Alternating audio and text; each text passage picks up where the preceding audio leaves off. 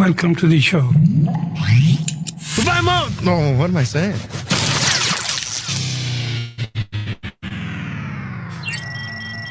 What, this? It's nothing. Really, it's nothing, Ed.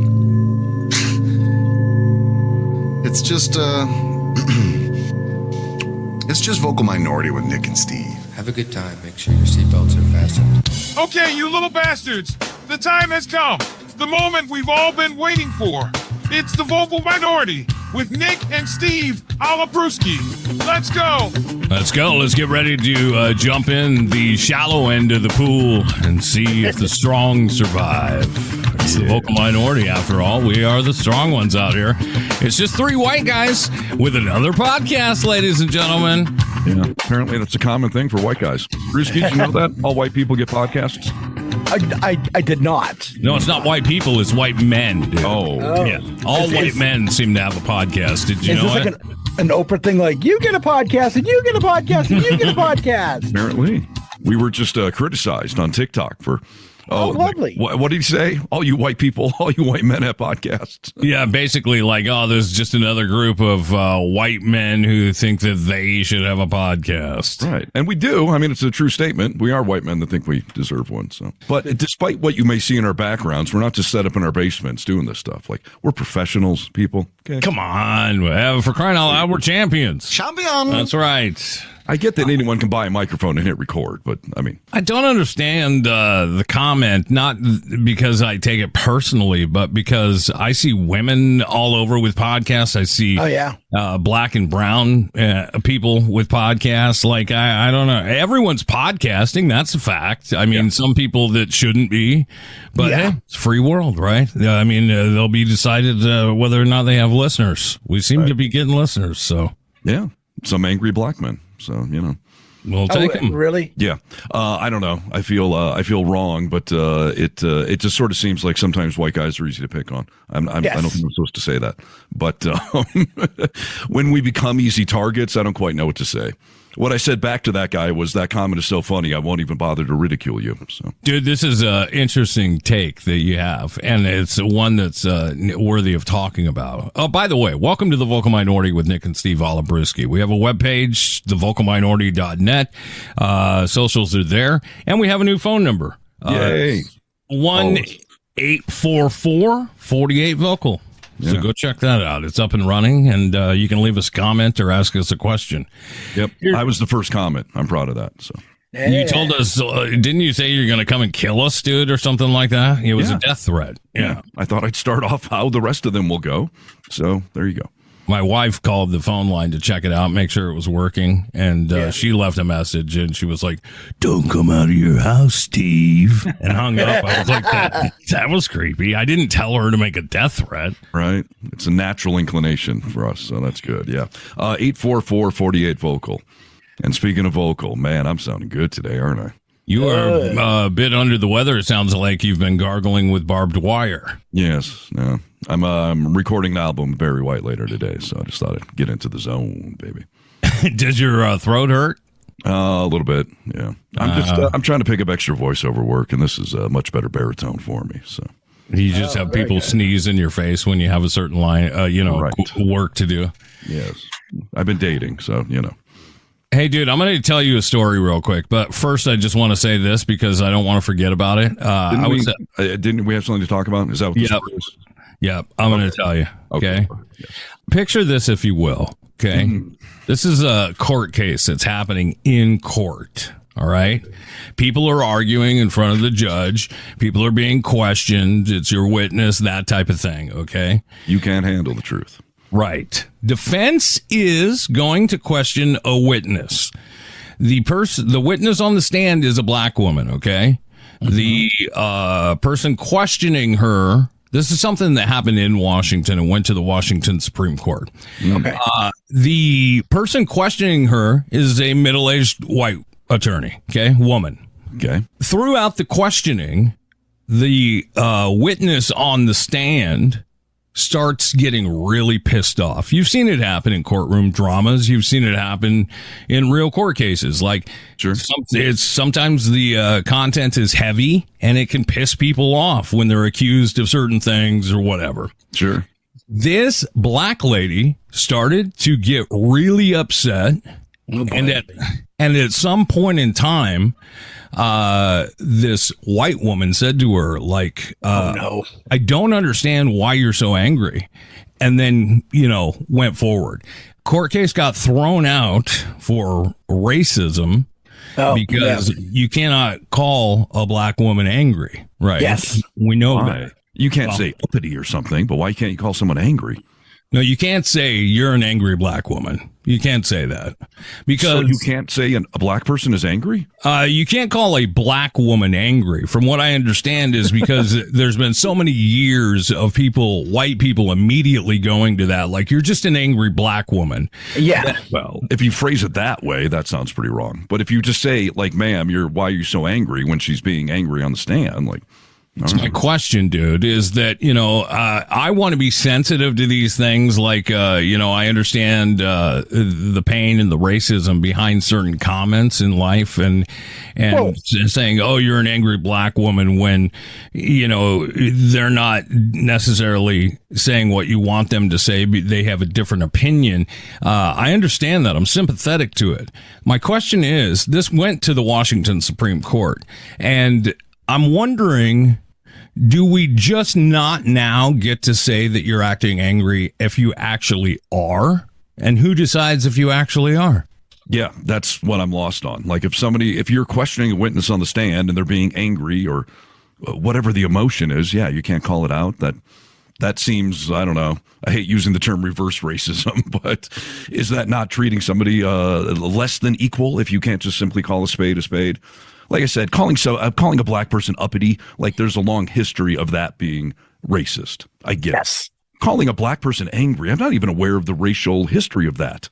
Calling women angry, I know they hate that in general, but this is, this has been something that's been going on for a while. And basically, I'm looking through something right now with just a couple of points on it. And it says, black women don't owe you a stereotype. Black women are humans capable of human feelings. Black women have the right to question and disagree with you without being labeled an angry black woman.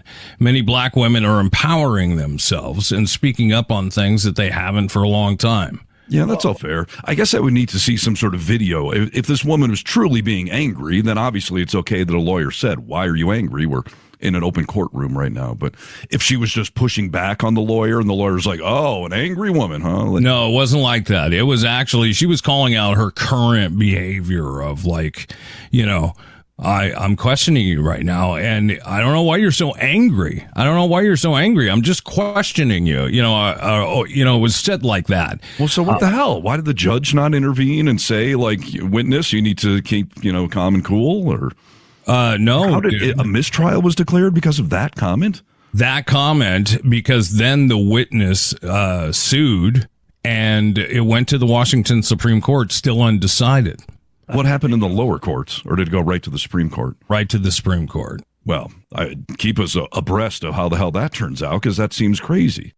I mean, are we going to get everybody in the world? Like, I think about my father, if he was still around and he was, 90, for me to try to explain this to him. Not that it makes it right that he wouldn't get it or listen. I think he would throw his hands up in the air and be like, that's ridiculous. That's ridiculous. She was mad, As you're phrasing it, it is ridiculous. And doesn't this open the door to just any African-American individual to bait the lawyer into calling them angry, and then the case is thrown out? 100%. And that's one of the concerns in the legal community within Washington anyway, is that this opens up a whole new precedent for, again, people to come and sue or people to come and change court cases. I can't, it's just, it's a mess, dude. Well, please keep an eye on it, because I'd love to know what the Washington State Supreme Court says. But regardless, I'm pretty sure we're in trouble for even having this. It's like the Seinfeld bit. I don't think we're supposed to be having this conversation. A bunch of white guys debating. Oh, whether Elaine's boyfriend is black or not. Right. Well, you know what? I guess anyone's allowed to feel that way, but I'm honestly trying to learn and understand, like, okay, if you can't do this, it does seem odd to me. I can push back a little bit. I understand that it may hurt you, but we get to have a conversation about it, right? You would think. And anyone can be angry. I mean, so if I'm angry on the stand, does my case get thrown out if they accuse me of that? Well, you don't have the past of being called an angry white man, but the reason I brought this whole thing up, they're painting me as an angry, aggressive person. Then is that not prejudicial to the jury as well? It's not racist. Have the judge say disregard those comments? That happens all the time in court cases. I don't know, dude. I don't know enough about it. I don't know. I wish I could tell you. I'll find out more about it. Maybe we can continue the conversation. Yeah, the reason I brought it up is because of what you said about, white men taking flack for certain things. Like, that's also a no to talk about. Like, over the last 4 years is like, you overprivileged white male, middle-aged white male. Like, you don't get to talk about anything. I understand we shouldn't talk about certain things. I am privileged. Well, I'm not saying I'm not. I still can be shit on. I don't think there's anything we shouldn't talk about. I don't accept that blanket statement. Yeah. Sensitivities, sure. But we're also doing a little funny talk show here. A court of law is completely different. And if a witness is getting out of hand, like, I don't know. I thought lawyers had a wide berth to be able to say what they want to say, and the judge would, and the other lawyer can object, and it's stricken from the record. Like, I thought that was what the whole system was. But I'll see if I can get Rachel on to talk about it, because she knows more about it than I do. Well, remember, don't call David Banner angry. You wouldn't like him when he's angry. No, and he can't afford a new clothes, dude. He's tired of wearing clothes. Green men don't appreciate it either. So, hey, dude. I hope you feel better. We're going to crank through a podcast today, and if you have to rub yourself to get some endorphins rolling, then we don't mind. Did you just invite me to masturbate throughout the show? If you need to, I'm just saying whatever. Whatever you got to do to get through just 1 hour, then do it. Interesting. Okay. Does that go for me too, or do I need to? No, it doesn't, dude. If you're ever not feeling well, I will bestow that honor. Well, because I'm not currently in my favorite spot to do that. So yeah, we're not in McDonald's in some weird town. Where was it? In Malden, Massachusetts. We can only have one masturbating white guy per episode. Otherwise, it becomes a stereotype. Right. Just go there. 3 middle-aged white guys doing a circle jerk and podcasting. It just doesn't get any more ironic than that. Indeed. So, if you'd like to see some of these comments, find us on TikTok, YouTube, Twitter, X, everything else, Facebook. Call 844-48-VOCAL. And speaking of bad habits, like masturbating on podcasts that aren't on OnlyFans, I've got an article here talking about bad habits that actually make people more likable, which seems like a contradiction, doesn't it? This would be interesting to know.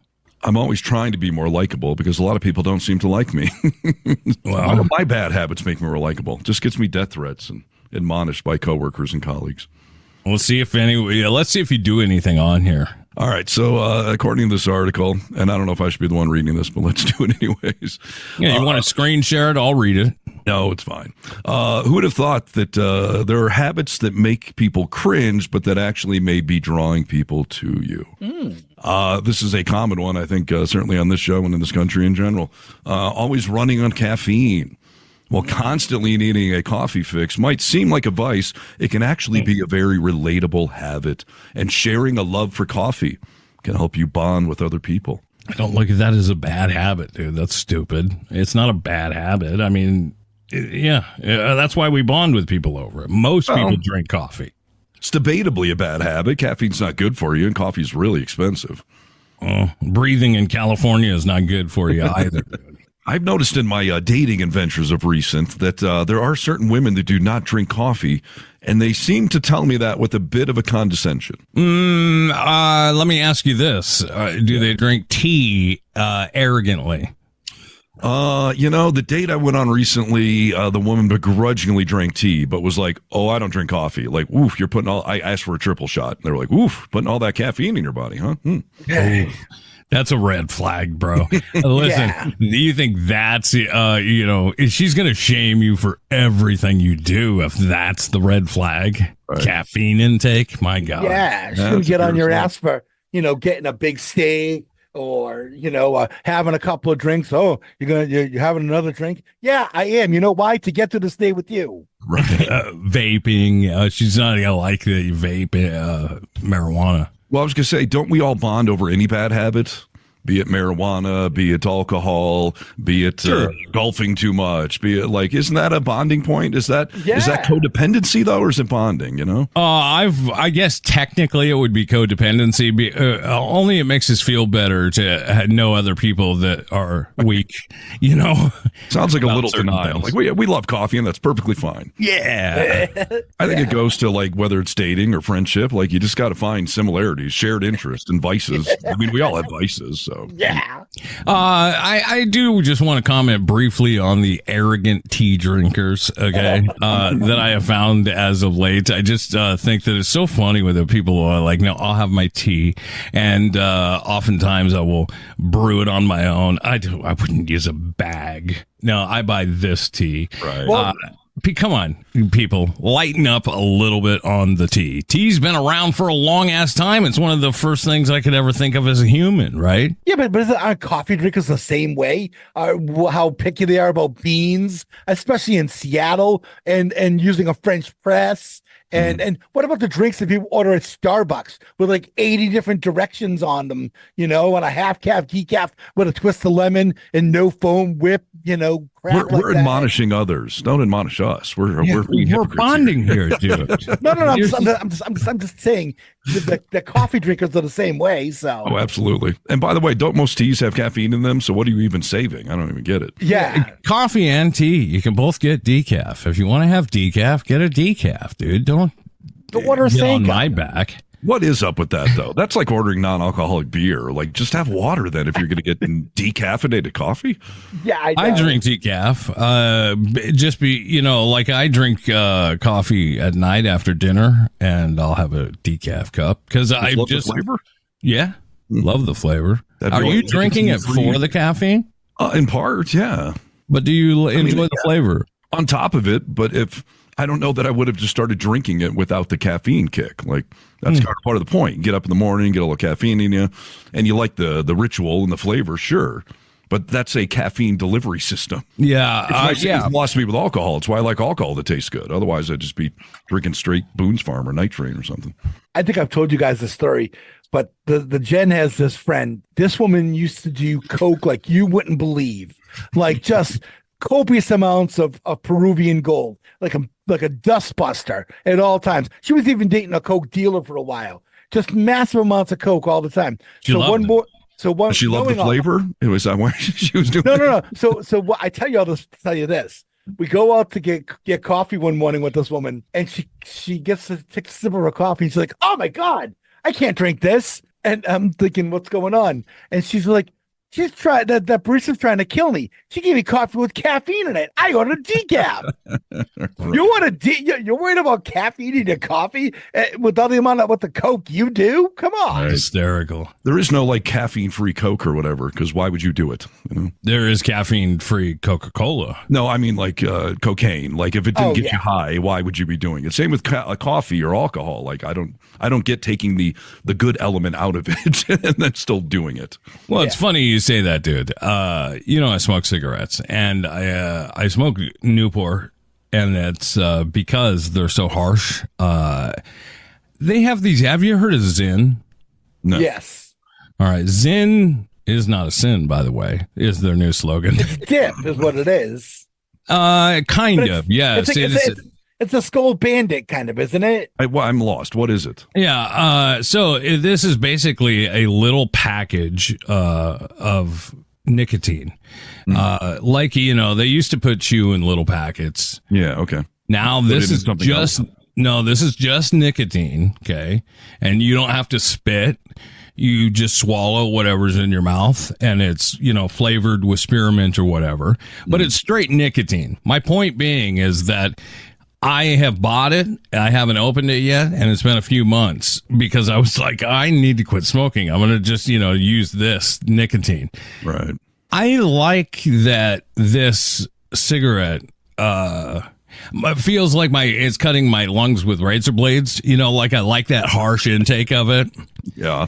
So I can't, dude. I can't. Sometimes you become addicted to, the terrible side of cocaine, the terrible side of cigarettes. You want to be hurt. I feel like cigarettes, though, may be one of the exceptions where nobody starts smoking because they're like, I need nicotine in my life. They want the coolness, the ritual, the process, the bonding with others, right? Yeah, and then for you sure. get hooked on the nicotine. So. Right. Yeah. All right.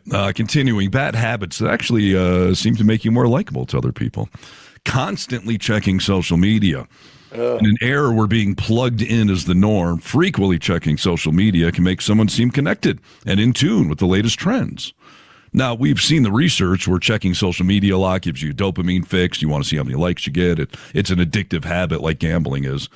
But, that is interesting. When you see someone online all the time, do you assume they're hip and connected? You know what, dude? Maybe I used to think like, wow, they're really connected. And now I just find it annoying. Like if I see you in person, I require your attention, like that's why we're getting together, dude. Like put your phone down, right? Put your phone down, you'll be able to, like, I'm not a Nazi.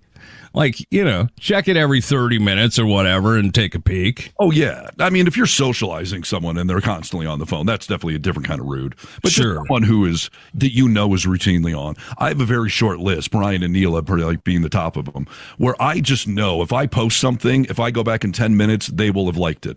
And there's something about that where I'm like, hey, like, we got a bond. You guys got my back. You're always liking my stuff. I can rely on you for a good, solid like, Yeah. Well, that's good, dude. I suppose. I don't have it though. I don't want it. I mean, I like it as far as it does make me feel more socially connected to them. But yeah, it's probably an interesting commentary that they're on their phones all the time. I'll tell you what it has done. Social media like that and being aware of what's going on with your friends on social media, even the people that are just like people that aren't necessarily your friends, it's made it so much easier to see people in public, like to bump into someone you haven't seen in a long time and be like, wow, looks like you're doing great. Like I saw you and the kids were just in Hawaii or whatever. It's gives you conversations for that. But yeah, for sure. What about the other way though? Like, so I'm saying I can count on a certain group of people to always like something right away. What about the people that never like your stuff? Where you're like, what's your problem, dick? Like, how come you never liked it? And then they'll do it that you see them in public and they're like, oh, I saw you were in Mexico. Like, oh, well, you didn't like my picture? What's your problem? Does it anger you?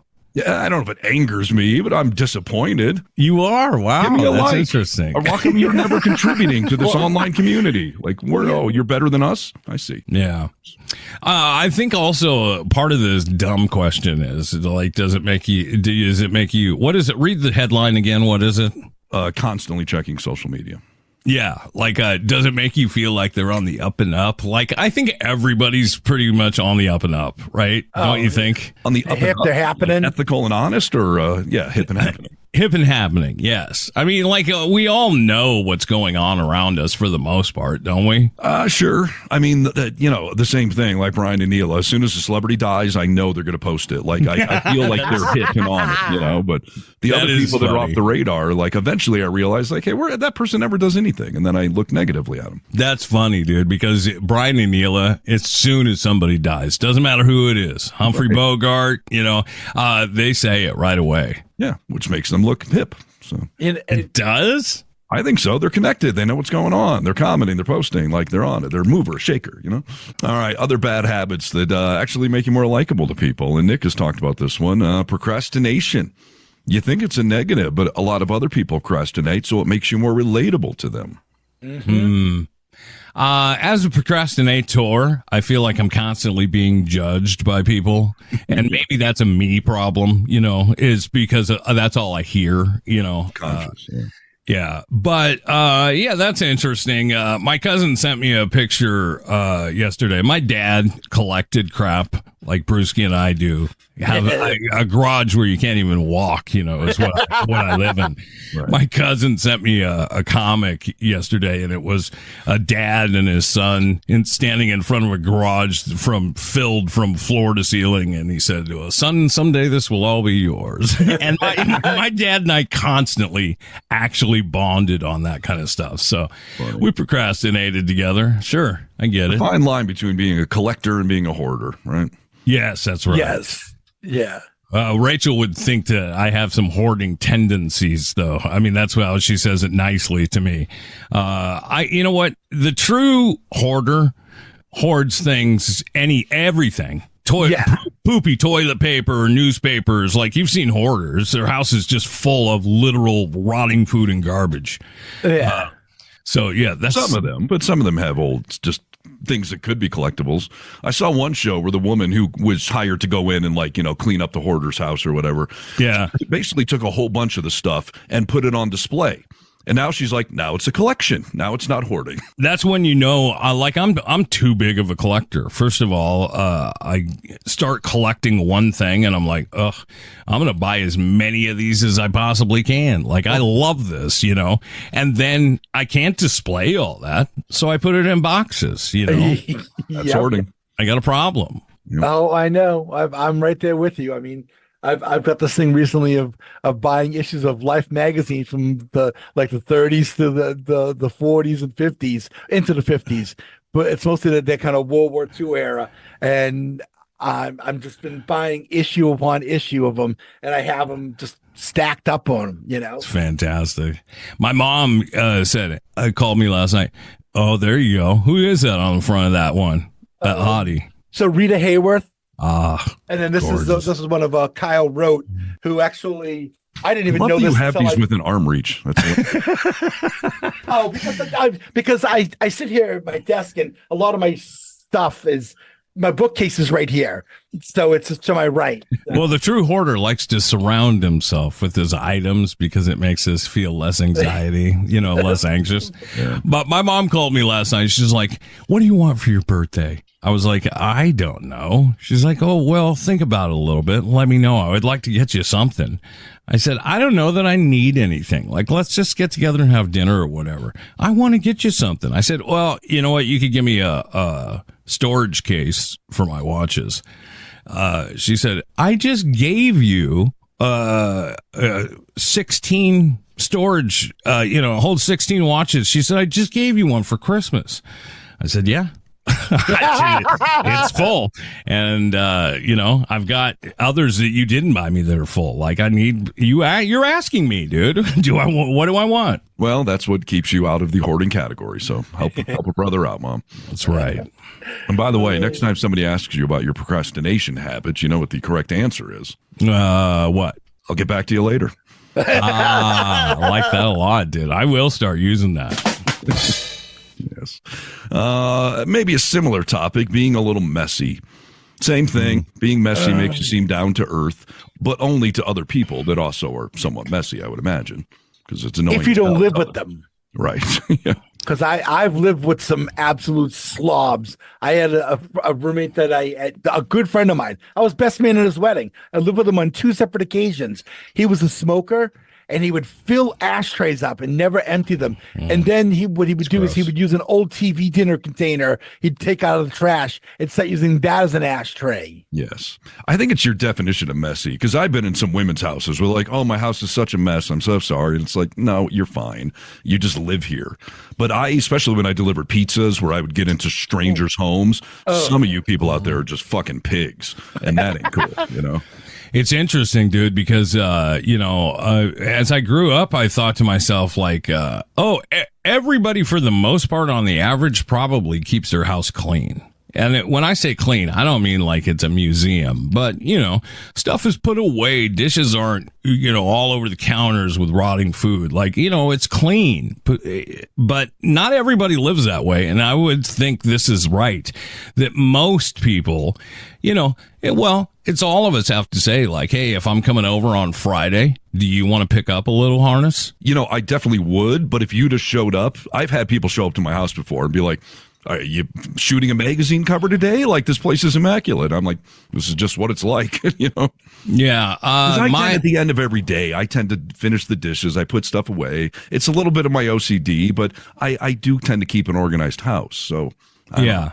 I would, this is how dirty my house is, all right? I would like an hour's notice before you come over, okay? But how dirty, what are you cleaning up, though? Is it dishes? or do you literally just have crap all over the place? That would be No. debacle. No, if I have any dishes in the sink, I want to do those. I got to check my cat litter boxes, make sure that everything is kosher. Yeah, that's just normal, though. I think it's just a normal household. You're living in it. Of course, you got some dishes. You haven't done the but yeah, some people are freaking pigs for sure. Can I share something real quick? Please. I went on a date with this woman. She had me over to her house. This is when I was living in Seattle, and I needed to use the restroom.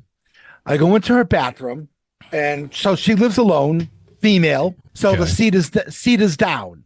Well, I only have to urinate, so I'm going to be the nice guy, and I'm going to lift the seat. Sure. That was my mistake. I lifted that seat, and as soon as I lifted it, I caught a glimpse of the underside of the seat. Yeah. I pulled my hand back as fast as I could, and the seat slammed down. She comes over knocking on the door. Are you okay? Is everything okay? No problem. I'm like, I'm washing my hand under scalding hot water, and then I'm standing there just trying to make sure I don't pee on her seat. And I look to my right, and her tub has a gray ring around it. That's just dirt, dude. That's okay. But you dead skin. The underside of that toilet seat was like, yeah. I've come across that at people's house before too. When I lift the seat up, and I think, oh, that is so nasty, dude. I've also seen poop spray on that underside. Like, oh my God, what are you doing in here? It happened again when I was at Jen's friend April's house, except this time I lifted the seat with my foot. And as I lifted the seat with the foot, I could see the same thing. So I mentioned it to Jen, and she's just like, oh, yeah. Well, women don't clean underneath the seat there because they never see it. I'm thinking about all the germs that are hovering right there by your little lady, or big lady. Yeah, exactly. Listen, you know what? That's another thing that grosses me out in the bathroom is that, do you flush the toilet without closing the lid? No, I've seen the scientific studies before, so I try very hard not to do that, which is part of why I hate urinals. I hate the sensors nowadays that flush for you because it often will do it while I'm still standing there zipping up. And I'm like, cloud. Yes. I will try to hover closely while I'm zipping up to make sure I don't trigger that thing. And then it's a tap and run. I want to do a tap and run, I don't want all that crap in my face. Now, it's one thing if somebody has a meticulous house, but you find little things like that. They forgot under the toilet seat or the cobwebs in the corner. I'll cut you a little slack, but if you're just a disgusting pig, yeesh. Well, and there's, therein lies the real thing we should talk about is that everybody has their little things that I would think it was gross.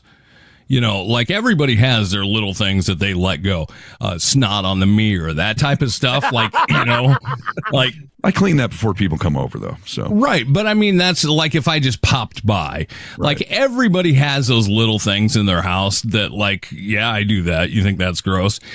I'll tell you, mine is that I clip my toenails. And I never throw them right away. I put them in a pile on my nightstand, and maybe I'll wait a couple of days before I throw them away. That's hilarious. You're clipping your toenails in your bed? Sitting on the side of the bed, so my feet are hanging off, and I put them over my knee and trim my nails. That's hilarious. And I just put them in a 50 cent diameter just put them in a little pile. I'll leave them for a couple of days. I want to see how long they take to age and dry out, and then I throw them away. Wow, that's like procrastination, hoarding, and messiness all lumped into one. Oh, it's not messy, dude. It's put in a very symmetrical, nice little pile, dude. Like I'm almost worshiping them. It's a little odd. That's funny. There have been once or twice, I will tell you, like with a girlfriend where we spontaneously come up to Tahoe or whatever, and we stop by my house.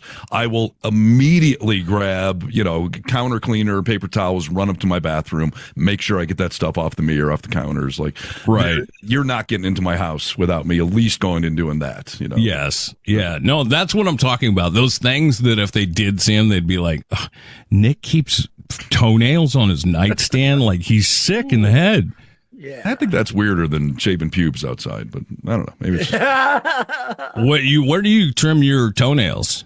Over my bathroom sink, and then I rinse it all down the sink. Over your bathroom sink? You sit on your counter? No, I put my foot up on the edge of the counter and clip them. And wow. Oh, I can't do that. Okay, yoga. I mean, I'm going to sit down and get to business. I got a huge kit of tools, that I need to use. What is your gross one, Brewski? You got anything that you want to share with the group? Jeez. And make sure that it's something that we'll still be friends after you tell us, please.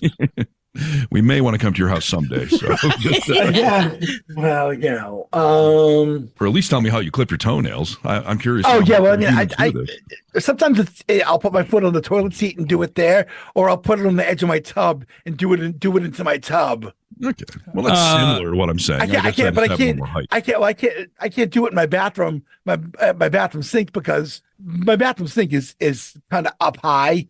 And but let me get this straight. You guys are bending over to trim nails. How do you just like cut it and run? Are you done?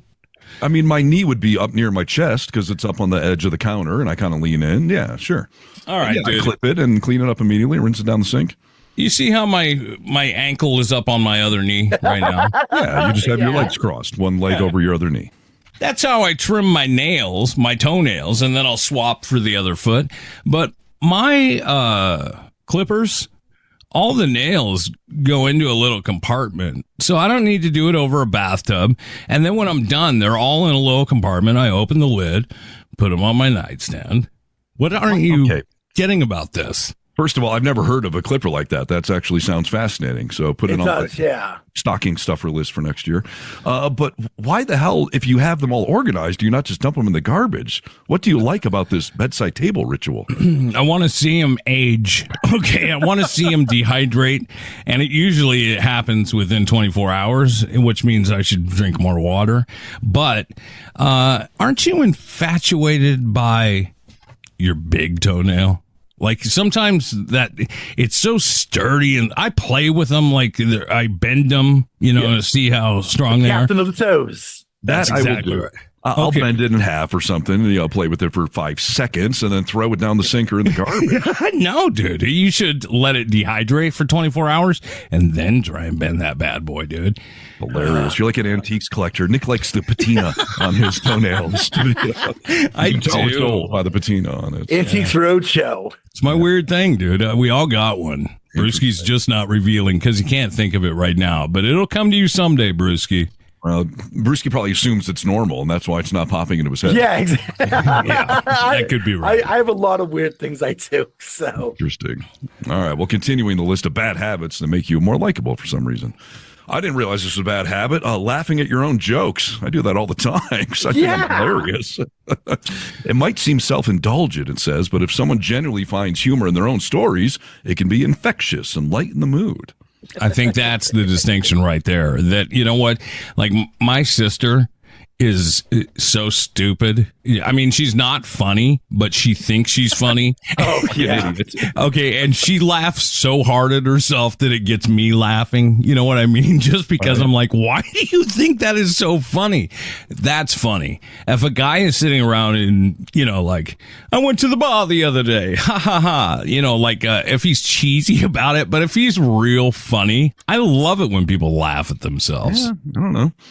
I'm not going to say it if I don't think it's hilarious, unless I use dry cutoff to let you do something. Like I often laugh at it. Or I'll just be in the kitchen cooking, and one of my kids will be like, "What are you giggling at?" And I'm like, "Oh, did I? Yeah, I was thinking something. I thought it was hilarious." So my inner monologue, right? So one night I was telling Jen a story that I just thought was hilarious, and I'm dying laughing over the whole thing, and she starts getting angry with me, like, I can't understand the whole story with you laughing so much, right? Right. And she's not saying, really?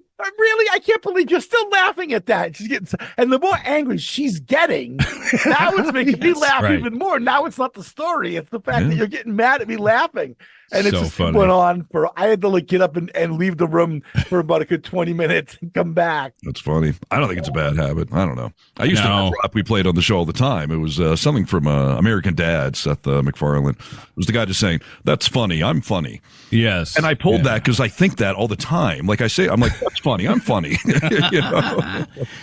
Yeah, I have pissed Rachel off more than once laughing in bed like that, where she's just like, "Nick, I'm trying to go to sleep." And I'm like, yeah, that's what's so funny right now is that you're trying and I won't let you because I can't stop laughing. I think that's the funniest shit in the world. So yeah, laugh at yourself, dude. Yeah. How about this? Because Nick, you do this, and I think I do it too. I think all of us do it. Talking with your hands. Well, it might seem overly animated. Use your hands while talking can convey passion and enthusiasm about a topic. Yes, I think so. I would appreciate the animation from people. Okay. Yeah. I mean, it means you're into what you're saying. I think it's good. I remember in broadcasting school, I had a teacher. We had these little in-house radio stations, and there was a window where they could watch you.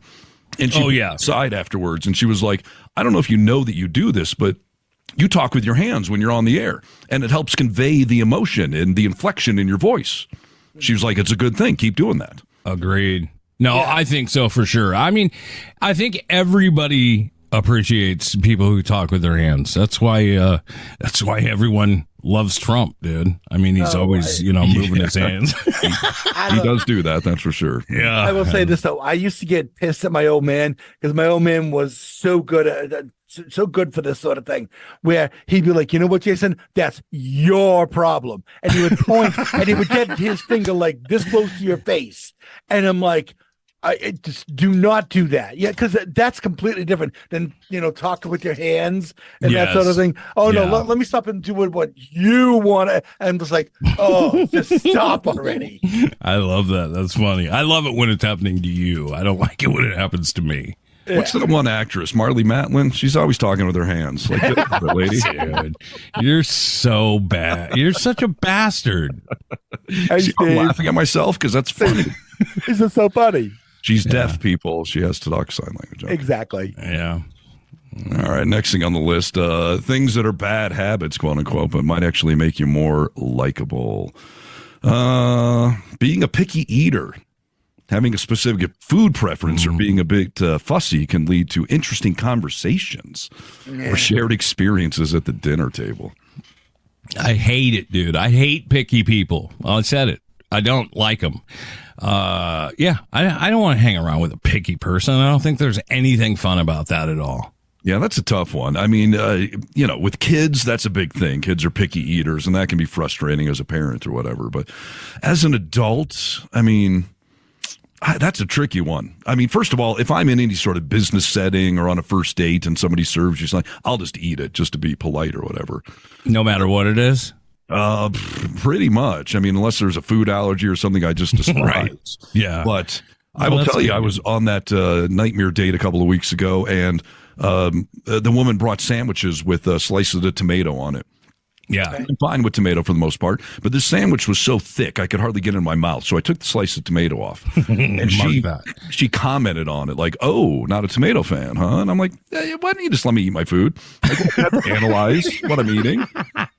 By the way, I finished it at the end. I ate it separately, but like, let me. I'm an adult. If I don't want the Brussels sprouts, I won't eat them. Oh yeah, I think it's like when you have a barbecue and like Jen used to always have all these vegan and raw vegan friends, and we'd be having to have vegan options at the thing, and then I'd have to clean a section of my grill and then double and sometimes triple foil it so they can cook their not dogs. Who the hell's inviting damn vegans to my damn barbecue? I don't want them there. I don't know. I say, let me be, I remember on my first date with Jamie, my ex-wife, she had made some dish and I think it had like sunflower seeds or something. And I just sort of ate around them. Like I ate everything else and I thought I was being polite, but she did the same thing. Like, oh, not a fan of my cooking, huh? I didn't want those sunflower seeds. I'm like, everything else was good. I just ate around it. Why don't you mind your own business? You should eat I'll eat anything, dude. Even stuff I don't like. I just, I'll just eat it. Just eat it, dude. Like you're at somebody's house. Like, just eat it. Well, can't you get to a comfort level, though, where you can be like, all right, listen, I don't like artichokes, actually. Can you not? That's something that they should be able to learn about you for sure, yes. But you know what, dude? This is funny. You bring up kids not being picky or whatever. I'm going to tell you that Coden is the pickiest person I've ever met in my life when it comes to food. And like a lot of kids, and this is bad for you, by the way, if you don't know it, parents, he eats chicken fingers, French fries, cheese pizza, and a hamburger with just a plain bun, no cheese. That's what his staples are, okay? Okay.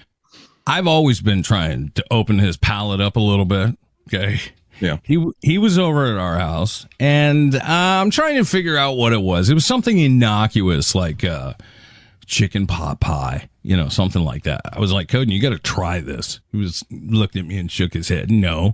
I was like, you got to try it, buddy. Like, try this food. This is really good. Like, you're going to like it. How'd that Shakes go over? his head. I put it in his mouth eventually. Forcefully. Right. And let the kid be. No, dude, no. He needs some nutrients, dude. He starts die. He started crying and throwing up. Yeah. Okay? And you get a complex now. No, we've talked about it since, but that is ridiculous. Yeah, you can't swallow that. We'll talk about it in therapy for the rest of his life. Uncle Nick forced me to eat sunflower seeds or whatever it is. He ate it by a lot of pressure. I told him, try it, buddy. You gotta try. You gotta try this before we get up from this table. I was so mad, dude. What? And I was like, please try this food. You've eaten 3 things in 10 years of your life. 3 things. Come on, dude. What are you gonna do? What do you do? Yeah. Who doesn't like gravy, though? I mean, come on. Come on. It's not like I was trying to feed him beets or something, You're applying logic to children. It doesn't work that way. Because I went through this for years with Crosby, and he would, there'd be some element, like he'll like tomato sauce on a pizza, but not on spaghetti. And you're like, there's no logic there. Just eat it. It frustrates us adults. But yeah, you're going to give the kid a eating complex or an eating disorder. You got to let that stuff evolve on its own, Yeah, well, he's fine, dude. He's fine. I eat sushi with him now, which is ironic. So, right. You want to do positive reinforcement when they finally decide to do something. I had an incident when I was in I think the 2nd grade. We were in Florida on a vacation. We had gone fishing and we caught this fish and we were cooking it at the house. And I don't like fish. And I tried a bite and it was fish. It was fishy. It was gross. Sure. My dad made me sit there at that table hours. Everyone else was gone, just shaming me that you will clean your plate. And I dusted and ketchup eventually and just choked it down. I never touched a fucking fish for 30 years. It completely backfired. Sure, you got me to stomach it. But now, A, I'm 48 and still talking about what you did to me in the 2nd grade. And B, I hated fish forever. No, dude, listen, he was trying to teach you a lesson. My parents did the same shit, dude. That's the generation we grew up in. Yes, the lesson is what's for dinner.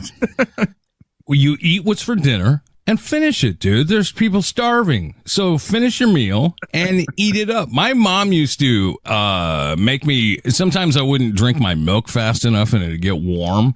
Yeah. She would always tell me, you're going to drink that before you get up from the table. And I hated warm milk. I had to do it, dude. It's just made me a stronger person. My grandma used to say, there's starving kids in China. And I'd say, yeah, name one. That's what are you we've going to do? always heard. FedEx my leftovers to them? Well, she'd be welcome to do that. I'm sure you would have been like, yes, send it to them. Let them have it. Did your parents force food down your gullet, Brewski? You know what it was? If I wouldn't eat it, my old man would eat it, but then you weren't allowed to have anything else after that. No dessert.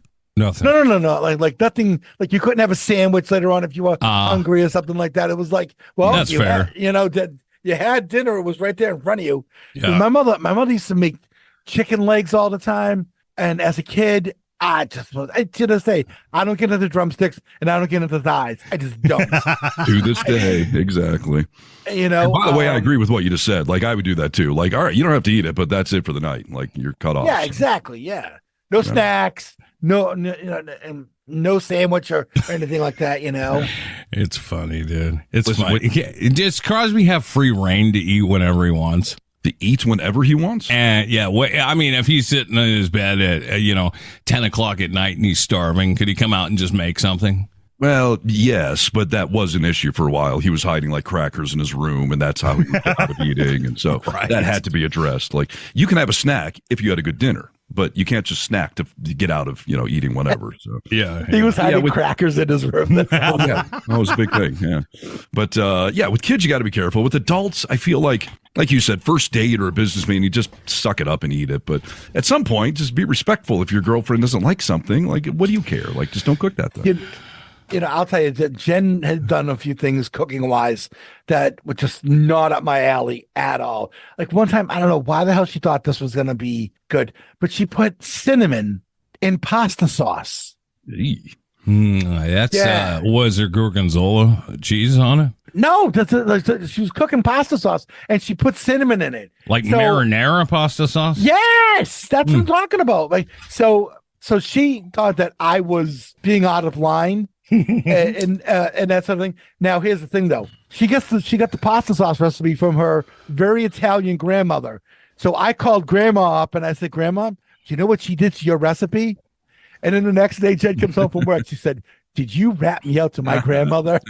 That's and I was like, you're damn right I did. Family shaming. Yeah. Yeah, exactly. She's smart. just like, do you know how much the entire ride home, I had to listen to my grandmother tell me how wrong I was for me to put cinnamon in her pasta sauce. That's funny.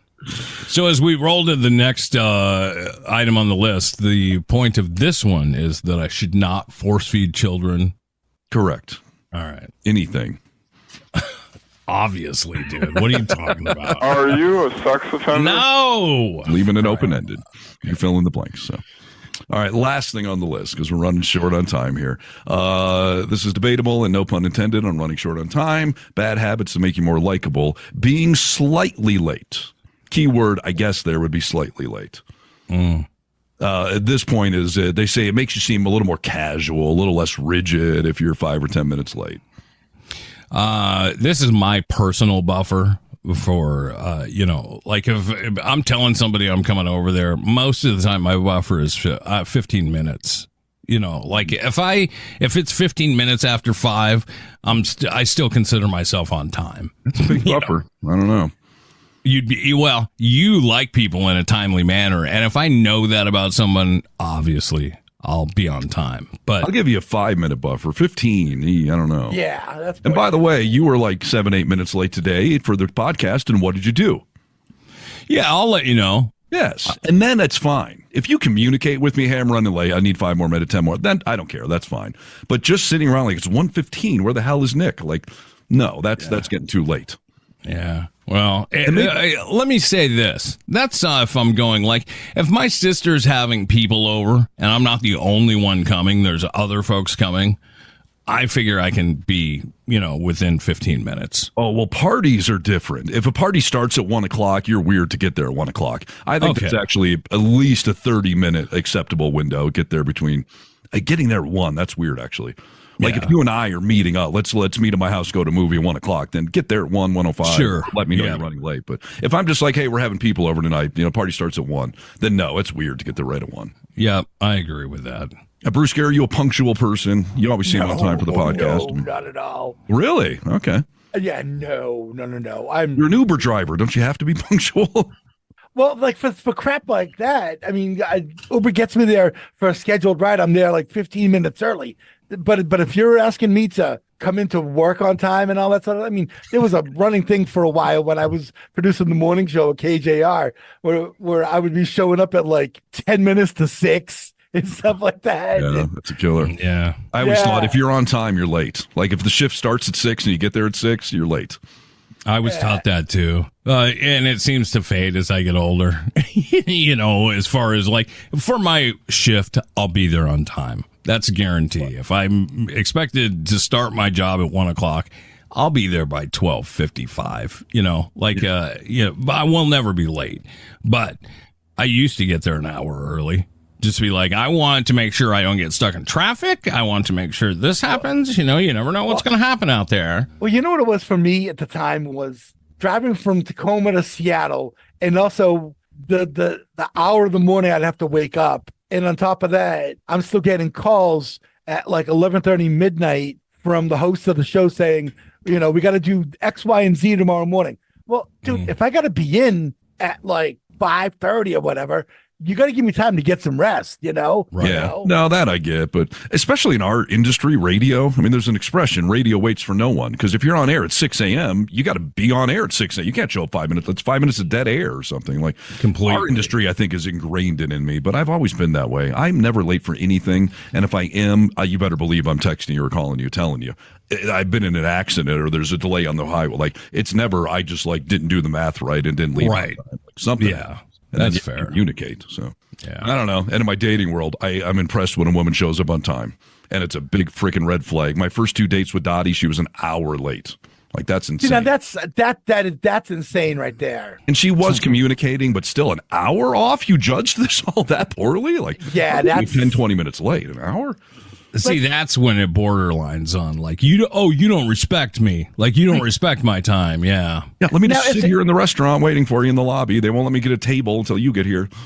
Well, I mean, it's one thing, I suppose, if somebody is a parent and they've got something with their kid that's happened. I can understand that, but it can't be a habitual thing where you're a half hour, 45 minutes, an hour late. Yes. It's like, no, I'll go home. One time with Dottie, I got tickets to a concert that she wanted to see. We got there as the guy was doing the encore. Oh no! Yes. That's a no, dude. The only reason I didn't freak out is because it wasn't my concert. Like, if it was Pearl Jam and you did that to me, I'd be freaking out. It was your money that you bought the tickets, didn't you? Well, I mean, it was through the radio station, so I didn't take the money out. But it was the old, like, I just got home. I'm leaving in 30 minutes. I'm like, you're leaving in an hour easily. Like, there's no way you're leaving 30. And then, we literally walked in while the guy's doing the encore. I'd be so pissed off, dude. That's, yeah. Exactly. She was perpetually late for everything, wasn't she? Pretty much, yeah. But according to this article, this should make me like her more. My dad was late for everything, sometimes by days, mind you. Okay. My mom used to say, you're going to be late to your own funeral, dude. He would always, he was traveling salesman. I'll be home on Monday. And then, just no calls. Wednesday, he'd roll up, that would drive me nuts. Yeah. My sister came out of my mother's vagina and he didn't show up for 4 days. Well, anything involving vagina, I'm there on time. So that's just the philosophy I have. Super speedy. Right. Yeah. All right. Well, we got to wrap things up, but apparently these are, I feel like we're just encouraging bad behavior now by giving you bad habits that apparently make you likable, but take it for what it is. That's what this society is all about, excusing our poor behavior. Yeah. Justifying vices, as we started off the show, I guess. So. That's right. We are the Vocal Minority with Nick and Steve. Alla Brewski. See our webpage, please. Yeah, thevocalminority.net. Find us on all the social medias, and we have a phone number. Nick. Yeah, it's brand new. 1-844-48-VOCAL. All right. Call us. Use your telephone as a microphone. Oh, that's brilliant. I like it. It's the Vocal Minority with Nick and Steve Alla Brewski. Harness, you are so funny. Please, Brewski, if you will. Goodbye. And we say bye-bye. Test 1 2, test 1 2. Stop.